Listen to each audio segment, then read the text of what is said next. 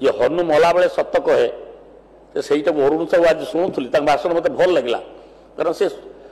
सब सत्य अर्ध सत्यटा सी प्रकाश करते कारण से कहवा को भूली गले ये 24 वर्ष भितर जिते डीपीआर विभिन्न प्रोजेक्ट पर डीपीआर प्रस्तुत होती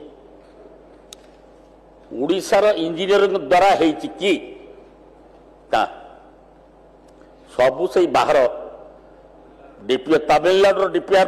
प्रोजेक्ट कर इंजीनियर माने टेंडर भी नहीं से माने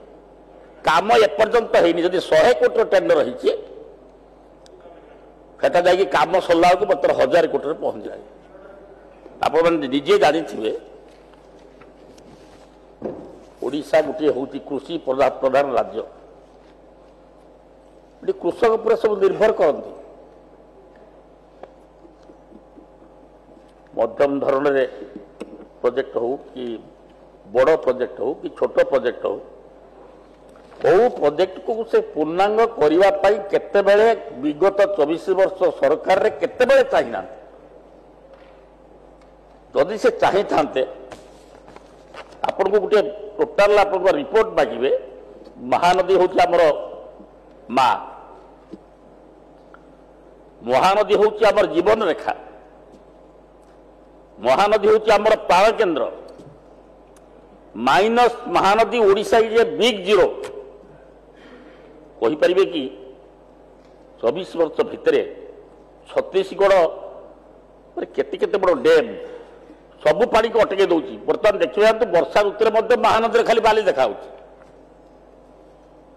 किंतु सी 24 वर्ष भितर चिंता करना केवल केंद्र को दोष दबा से छत्तीसगढ़ को दोष दबा एवं निज कथा केवे कहीना कि चिंता करना ओडिशा रे महानदी जिते जल प्रवाहित होती कौटी समुद्र को सी जदि से बंध बेरेज जदि कराई पारंता ताहले निश्चित भाव में ओडिशार एतक 24 वर्ष भितर जे आमर बहु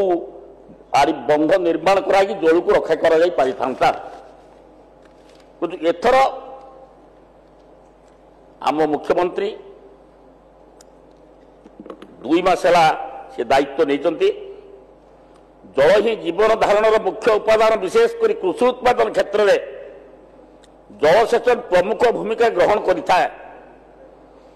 एवं एथिपाई चलित वर्ष जल संपद निमंते व्यय बराद को 25% व्यय वृद्धि करा जायछि मु तांको समालोचना करने को चाहूनी मु केवल